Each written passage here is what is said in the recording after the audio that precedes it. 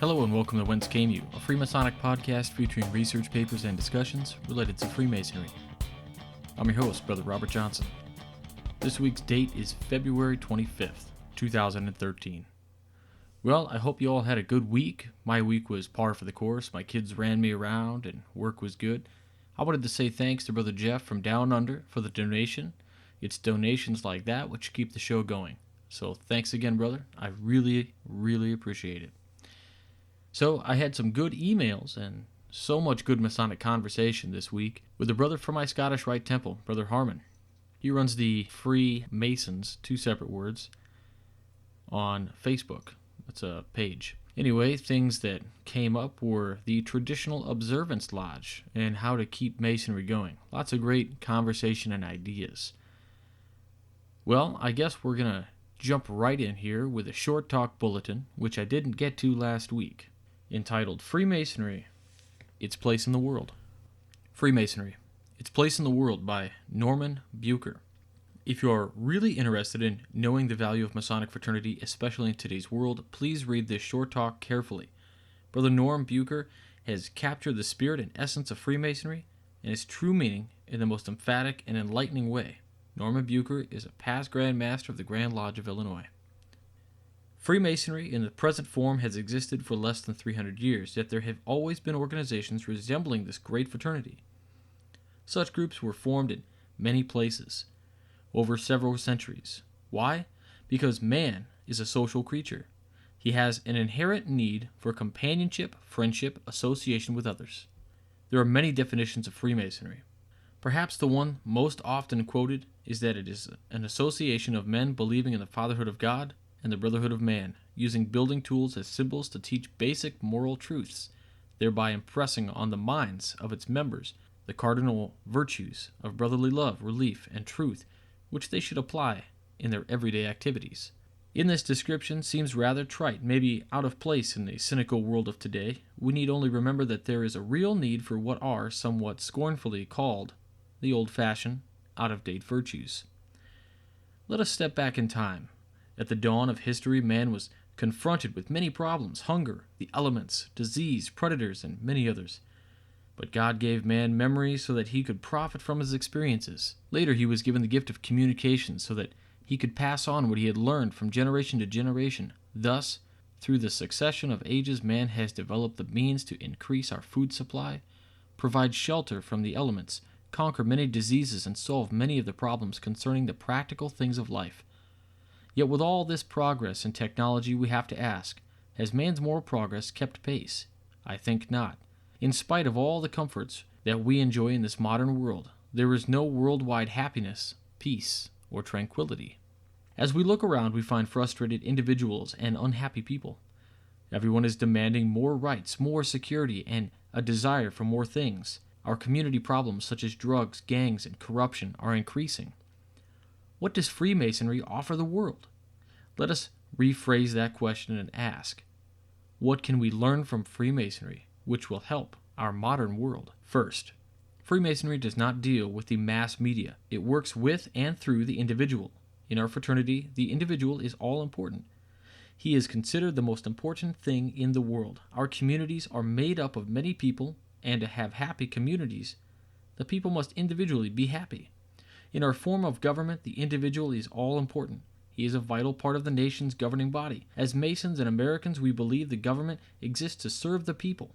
There are other political ideologies, and isms, if you will, that consider a person only as a means of serving the government. Freemasonry offers to the world a basic ideal that is being forgotten. Every individual is important, and his personal welfare counts. Second, Freemasonry believes in and teaches the fatherhood of God. Before an individual enters the lodge, he is asked, "Do you believe in the existence of God?" To which he must give an affirmative answer. In many places, God is forgotten, even denied. Many of the isms considered God and religion as old-fashioned, out-of-date, superstition, and opiate of the mind. We as Freemasons consider God as the very foundation of Freemasonry. Be advised that Freemasonry does not concern itself with doctrine or the theology of any church or form of worship. It requires only that a Mason must profess a belief in God. Freemasonry does not teach how God manifests himself to man or how it is reconciled to God. It is true that it tries to enrich a member's belief in God by instructing him to the moral law. It does try to do that for every member. Freemasonry therefore teaches tolerance for the religious beliefs of all men to the point that we can and do meet together, pray together in complete harmony. To a Mason, there is only one supreme being. No matter what the name we give him, Freemasonry affords men of all creeds the opportunities to meet together and to understand each other's beliefs. It is the only organization where political and religious discussion is prohibited within tiled walls. Third, another principle offered to the world by Freemasonry logically follows from that which has just been said, the brotherhood of man. We have a common Father, God. Are we not all brothers? We hear nothing about this principle today. All around us we hear demands for rights of one kind or another. How often do we hear the duties or obligations? In Freemasonry, we are taught the duties we owe to others. We are taught the obligations we owe to our families, our community, and our country. With every right, there is a corresponding obligation. Freemasonry says nothing about rights, but it has much to say about duties and obligations that we as members owe. If we all do our duty, all of us will profit. Dr. Joseph Fort Newton tells us, "A duty dodged is like a debt unpaid. It is only deferred, and sooner or later we must settle the account." Fourth, the Freemasonry that we know today evolved from the builders' guilds of the Middle Ages.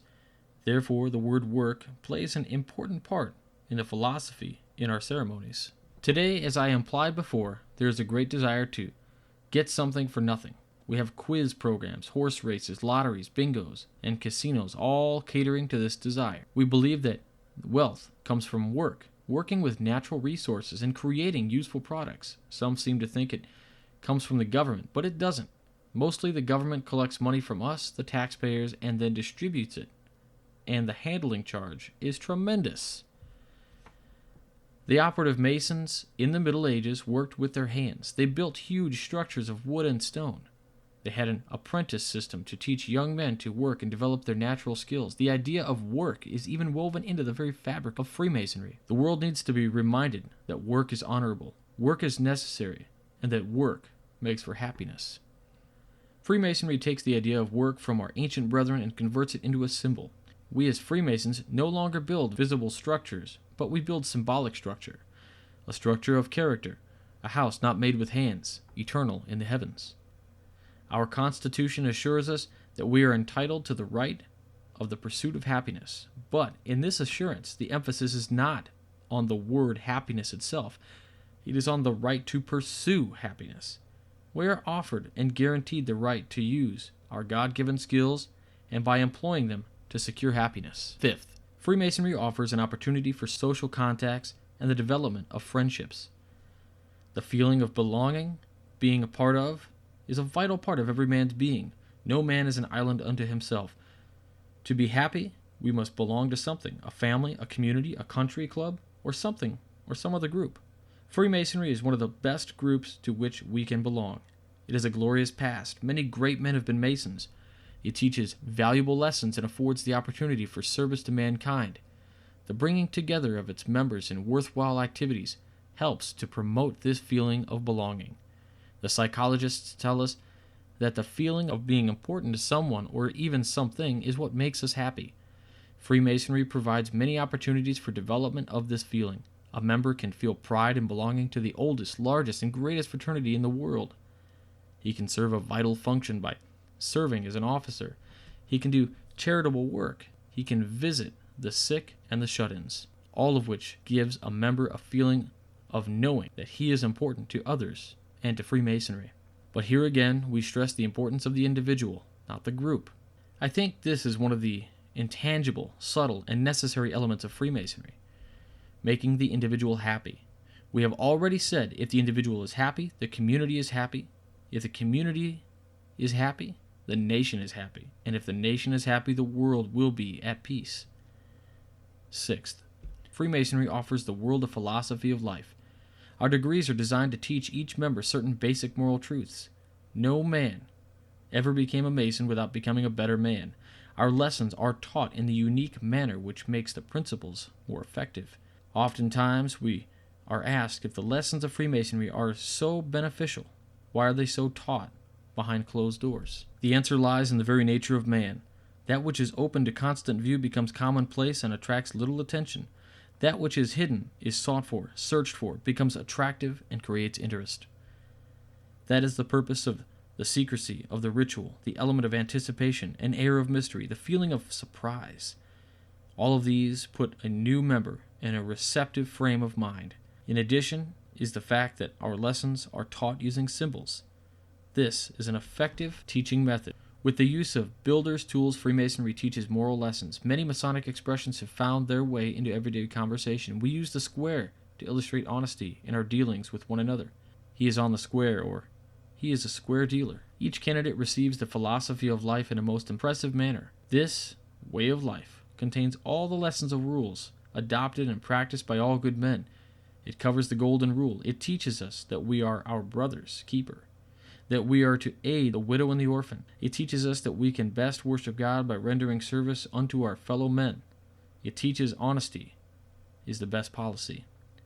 These moral lessons are taught in schools and churches, but the method of teaching used in Masonic Lodge is unique.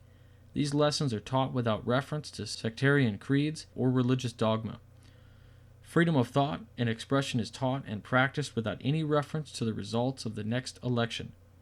Many of the characteristics of church, school, social clubs, and ethical societies are incorporated into Freemasonry, and while resemblance with such organizations can be discerned, none is exactly like this great organization that the world knows as Freemasonry. To summarize and answer the question asked in the beginning, what does Freemasonry offer the world? Very briefly, Freemasonry offers to mankind an emphasis on the importance of the individual, the belief in the brotherhood of man under the fatherhood of God, the concept of the dignity of work and its necessity for the pursuit of happiness, the opportunity to realize one's social aspirations in a moral, constructive atmosphere, and a philosophy of life which can lead to individual and therefore community happiness. The world really needs what Freemasonry has to offer. Next is a piece from MasonicWorld.com entitled Why Freemasonry Survives. What's interesting is it's actually by Chauncey M. Depew, financier of the U.S. Senator in 1834 to 1928. Why Freemasonry Survives. Institutions do not survive through the ages by accident. They live only through the possession and operation of everlasting principles. When an organization runs back beyond historic records and relies upon tradition for the story of its origin, its career during a known period either justifies or falsifies the tradition. An ancestry of virtue and good works is a liberal education. The power of the accumulated wisdom of the past is a resistless impelling force upon the present. The architects, decorators, the draftsmen, the woodcarvers, the workers in precious metals, and the masons who were building the famous temple of King Solomon came from every nation in the then known world. Their union of mutual help, protection, society, and improvement was the marvel of an age when all navies were pirates and all nations enemies. Masonry, marching under the leadership of God and to the banner that bears the motto, Love thy neighbor as thyself, with the peasant and the prince, the mechanic and the merchant, the learned and the unlearned, following in equal rank and common step, knows neither race nor nationality, neither caste nor condition, as it is proudly and beneficially moves down the centuries. Chauncey M. Depew, 1834 to 1928, financier, U.S. Senator. It ends in the quote, Freemasonry is founded on the immutable laws of truth and justice, and its grand object is to promote the happiness of the human race. Washington. Next, I have to mention a few things that make this show possible. Not commercials by any means, just that we do have an Apple app and an Android app which lets you listen to the show streaming with access to bonus features like the papers we read and Masonic wallpapers which are Masonically themed.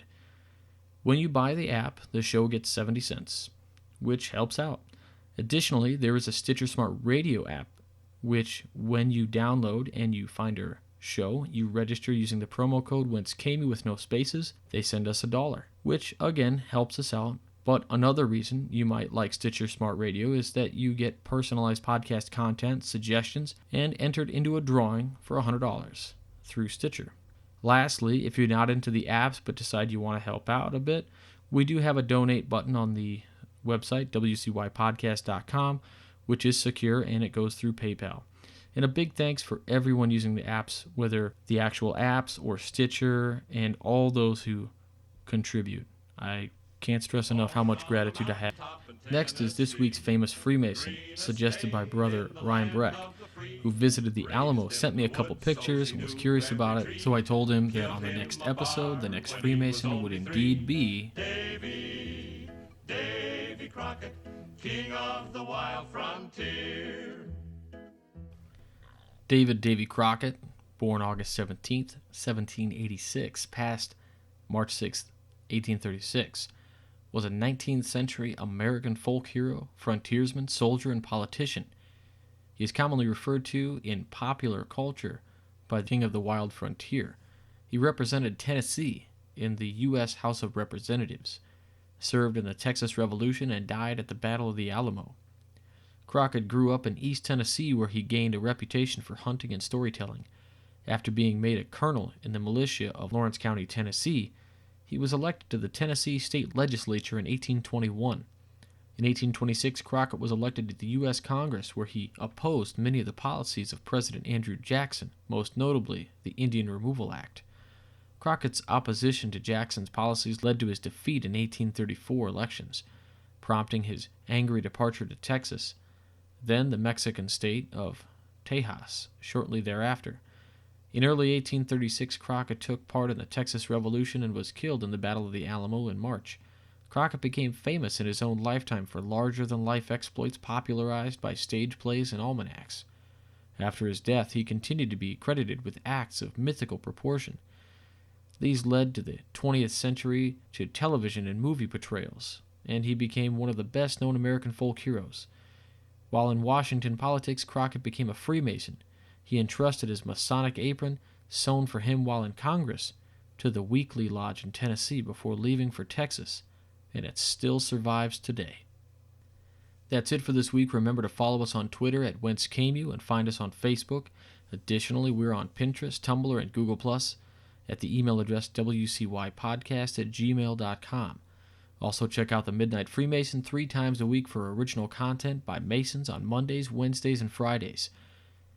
Remember, if you want to submit a piece to the Midnight Freemason, submit it to me with a short bio and a couple pieces of artwork so that we can post it. It is always your material, and it never becomes ours, so that's something to think about. These don't have to be scholarly. Please, if you have something, just send it in. I can fix any misspellings or grammatical errors that you might have. I am the editor. That's my job. Like I said, just send it in an email in the subject line and type submission, and we can get the ball rolling. Also, if you want to do an interview on the show, just send me the same, an email with the details, and type interview in the subject line. Thanks again to all the brothers who helped make this show a hit by sharing it and sending me emails. One of the greatest things I love to do is personally respond to each email I get. I have no staff, it's just me. But nothing lifts my spirits like hearing from brothers from all over the world. So thanks again, everyone, and I'll talk to you all next week. Stay on the level for Whence. I'm Robert Johnson.